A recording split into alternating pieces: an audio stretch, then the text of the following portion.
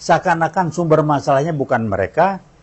Terbukti sekarang oligarki menyusup ke parpol besar, ya, Islam, kemudian menggunakan tangan-tangan orang lain, bukan mereka langsung, untuk mendukung strategi dan sasaran-sasaran yang dituju oleh PKI Gaya Baru ini, dan semuanya terjadi. Yang jelas adalah strategi utamanya kudeta konstitusional. Ini terjadi amat sangat jelas. Assalamualaikum warahmatullahi wabarakatuh. Veritas Probitas Justitia, UI Watch kembali. Pada kesempatan ini, saya mewakili UI Watch untuk mencoba memberikan gambaran apa yang terjadi, bukan gambaran yang terjadi, bagaimana tantangan yang kita hadapi di tahun 2022 yang menjelang akhir ini. Saya tidak akan berpanjang lebar.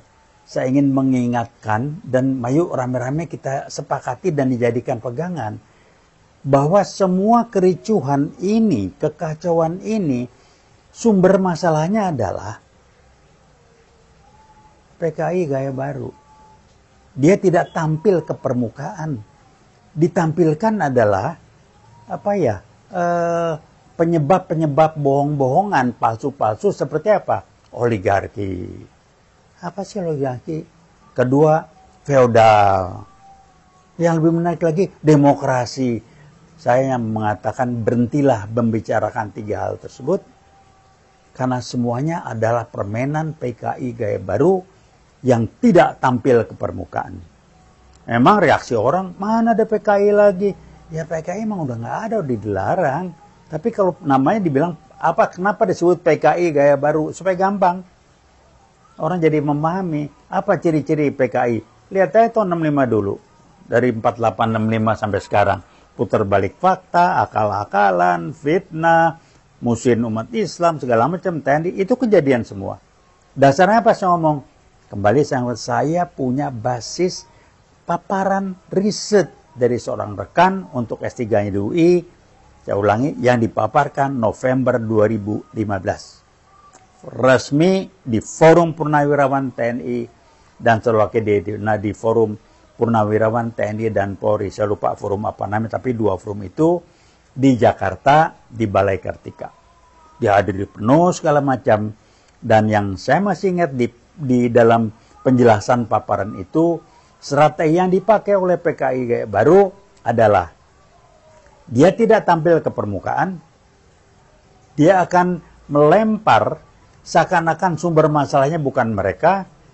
Terbukti sekarang oligarki menyusup ke parpol besar, ya, Islam, kemudian menggunakan tangan-tangan orang lain, bukan mereka langsung, untuk mendukung strategi dan sasaran-sasaran yang dituju oleh PKI Gaya Baru ini, dan semuanya terjadi. Yang jelas adalah strategi utamanya kudeta konstitusional. Ini terjadi amat sangat jelas. Omnibus Law, apalagi KUHP yang baru ini, itu udah jelas bertentangan dengan dasar Pancasila sebagai dasar negara. Apalagi Menkumhamnya bilang, itu nggak boleh. Waduh, saya bilang, Pak Lauli, Anda belajarlah apa sih artinya nilai-nilai sebagai dasar negara itu. Itu kan bertentangan, sila nomor 1 ada bertentangan, ketuhanan yang Maha Esa. Masa orang esek-esek ini segala macam nggak boleh diapa gimana sih? Jadi nggak ngerti saya. Kemudian yang so-called namanya amandemen, itu bukan amandemen, ngaco. Undang-undang, apalagi undang dasar itu basisnya harus 5 nilai-nilai di Pancasila, nilai-nilai utama harus ngacu ke sana, nggak bisa bikin suka-suka.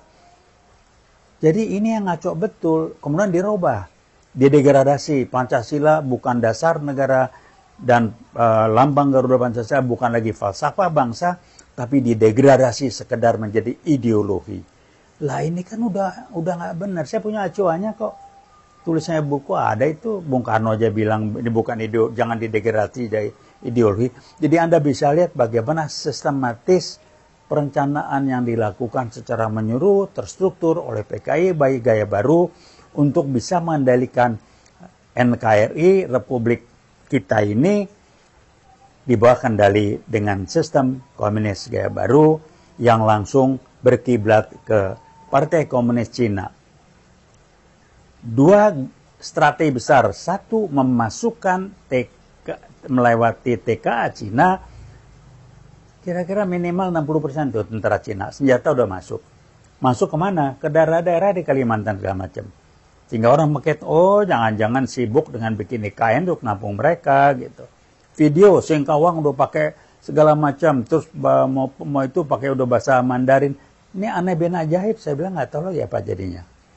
Kedua, kudeta konsesional. Islam udah mulai dikerjain radikal Arab lah, inilah itu, muncul lagi Islam Nusantara. Ya udah bagian dari mereka. Kenapa kok jadi rame? Memang bangsa ini dipecah belah agar kita sibuk berantem sendiri dan kita melupakan strategi dan upaya dari PKI gaya baru untuk mengendalikan negara kita ini. Jadi kembali saya ingatkan, saya mohon jangan lagi bicara oligarki sebagai sumber masalah. Bukan, PKI gaya baru. Itu yang diangkat ke permukaan supaya kita nggak ngomongin PKI gaya baru. Gerah mereka kita ngomong itu. Kedua, wah ini melawan demokrasi. Jangan ngomong demokrasi lah, Pancasila punya demokrasi ini. Melawan ketidakadilan, kezoliman yang terjadi sekarang. Itu gap, waduh ketidakadilan luar biasa. Sampai guyon polisi diacak-acak dengan mafia Sambo segala macam. Sementara polisi yang berjuang mati-matian bersama TNI ngatasi KKB dilupakan orang. Di sini galak-galak benar yang pakai baju densus apa sih? Buat apa sih begitu? Bangsa ini dipecah. Kami yakin, UIWAT amat sangat yakin polisi yang baik, Polri yang baik masih banyak. TNI Angkatan Darat terutama disusupi. Ya saya nggak tahu, sehingga dikenal ada Jenderal Baliho, ada ini, ngapain sih? Kilometer 50, jelas itu pelakunya. Orang-orangnya ada orang-orangnya mafia Sambo, itu jelas-jelas banget. Orang-orang segala macam. Siapa yang memanfaatkan? Itu yang saya katakan, project manager siapa? Tanya tuh Kapolda Metro Jaya. Enggak ada yang berani kutak-atik, ada apa? Karena ada yang memerintahkan yang lebih tinggi lagi. Sehingga Pak Kapolri, Pak Listio Sigit sebagai Kapolri aja agak, saya prihatin betul. Beliau dalam posisi yang amat sulit. Karena dia tahu, kalau Kapolda Metro Jaya digeser, dia nyanyi, kenanya banyak betul. Kapolda Jawa Timur yang dianggap salah satu dari jaringan mafia Sambo, karena tidak terkait dengan jaringan di atas, digeser mudah. Tapi Kapolda Metro Jaya luar biasa. Kilometer 50 jelas, sudah sama, mirip persis duplikasi dari kasus yang kasus Brigadir J ini sama persis. CCTV dirobah, orangnya itu juga, fitnah korban yang sudah dibunuh difitnah, ini segala macam persis sama. Ada tindak lanjut enggak? Yang bisa dilakukan Pak Kapolri maksimal memang itu. Kalau ada novum baru ajukan. Saya sangat memahami, kami memahami kesulitan posisi beliau. Jadi Polri selamat berjuang, bersihkan diri Anda. Ini akhir 2022, bangsa ini tambah nggak jelas. Saya nggak ngomongin utang, nggak ngomong masalah ekonomi, bukan kompetensi saya. Cuman kalau lihat angkanya utang sampai sekian ribu triliun, saya nggak tahu ngembalinya gimana, nggak jelas.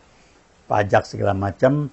Yang mengejutkan lagi, bupati di salah satu daerah berani ngomong keras, kalau begini caranya, gua mendingan daerah gua gabung ke Malaysia. Saya coba pelajari kenapa, rupanya pembagian pendapat dropping untuk pendapat daerahnya itu dengan meningkatnya hasil dari daerah tersebut bukan bertambah, malah berkurang. Ngamuklah dia. Tanya Menteri Keuangan tuh. Alasannya nggak masuk akal sehat lah. Ngomongnya sampai keras karena udah jengkel banget. Bahkan bisa dikatakan udah kasar benar. Itu iblis, setan. Ini yang kejadian selama 2022 dan menjelang akhir makin banyak macam-macam. Kemudian fenomena yang lain yang menarik. Nasdem dengan pasang badan berani mengusung Anies Baswedan. Belum jadi capres dong, karena baru satu partai yang ngusung ya belum ini. Ya, Anies keluyuran fenomenanya luar biasa, semua nyambut, ini mengkhawatirkan, menakutkan barangkali. Mungkin ada kaitannya dengan ketua KPU yang sudah di-set segala macam. Wah, ini sih mancing ribut, dengan lagi pejabat gubernur DKI yang nggak tahu itu nggak jelas urusannya, dan bisa masih merangkap.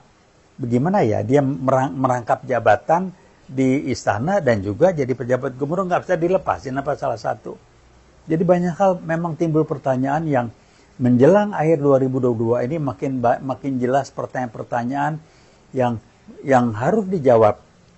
Kemudian kejadian peristiwa yang bikin kita geleng-geleng itu muncul tiba-tiba, termasuk kasus Sambo yang di luar nalar, di luar dugaan siapapun, sehingga ada yang ini skenario Allah, silakan.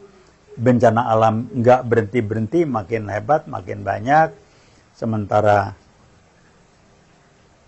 situasi perpecahan di masyarakat, keterbelahan makin hebat, luar biasa, sehingga kita sibuk ribut di dalam invasi TKA Cina dengan tentaranya itu, sehingga orang menjadi tidak perhatian lagi, orang sibuk dengan itu memang strategi PKI Gaya Baru. Jadi kembali lagi saya ingatkan, mohon jangan lagi bicara oligarki, jangan lagi berbicara demokrasi, jangan lagi berbicara feodalisme dan sebagainya sebagai sumber masalah atau yang akan terganggu.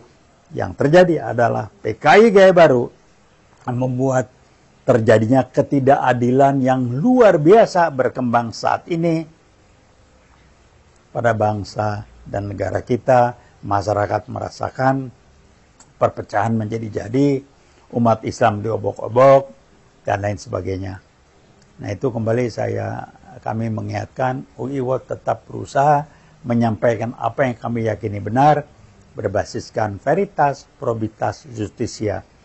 Harapan kita adalah semoga 2023 nanti situasi lebih baik, tentunya dengan upaya kita. Kalau kita cuma ngangkat tangan dan berdoa, Allah tidak akan merubah nasib seseorang, suatu kelompok, suatu masyarakat, bahkan bangsa sekalipun, kalau dia sendiri tidak ingin memperbaiki nasibnya.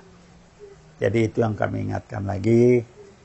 Jadi mari kita mulai berpikir cerdas. Semua komponen bangsa, anak bangsa ini, mari turun, mari ikut bertanggung jawab ngebenahin. Busur-busur RP, udahlah jangan diribut lah. Dia kelompok orang cari makan. Kalau saya suka guyon, kasenilah, cuman seperti itu dia bisa cari makan. Kan kelasnya macam-macam. Ada yang busur yang beken, ada yang booster yang masuknya itu di di WA group, itu jelas. Ada yang terbuka di WA group. Jadi divisi ini, kepala itu, ada yang berselubung. Ada dari instansi tertentu, ada yang bilang memata-matai, ngintel, apa segala, silakan aja lah. Tapi satu hal adalah, apa yang Anda lakukan yang nggak benar itu sejarah akan mencatat. Mari kita lihat nanti. Tolong belajar dari masa lalu. Pemerintahan akan berganti, cepat atau lambat, suka atau tidak suka, dan setiap orang harus bertanggung jawab terhadap apa yang dilakukan. Urusannya di dunia, kalau urusannya di akhirat nanti, saya nggak mau komentar. Allah Maha Tahu, Maha Adil, dan kita hanya bisa mengharapkan NKRI lebih baik, dan tentunya akan lebih baik kalau kita tidak menyiapkan ketidakbenaran, terutama ketidakadilan ini, cuma jadi penonton atau pembaca buku sejarah. UI World bukan penonton, UI World bukan pembaca sejarah, UI World ikut menentukan, mewarnai, dan terlibat dalam proses penulisan sejarah ini sejauh yang kita mampu, dan kita akan tetap bergerak dengan 3 nilai inti kita, veritas, probitas, justisia. Jadi jangan hura-hura dulu lah ya, tahun baru prihatin, nggak usah hura-hura. Vaksin COVID aja nggak jelas, tapi saya berterima kasih. Dan perkawinan putra Pak Jokowi yang lancar, bagus segala macam, sudah membuktikan PPKM sudah harus dicabut lah. Itu nggak ada lagi tuh COVID-COVIDan di pesta kawin itu. Jadi kenapa masih banyak instansi mau pakai ini, pakai itu, di bank ini. Saya bilang, waduh jangan jadi begitu loh. Saya tanya, kenapa gitu? Perintah Pak.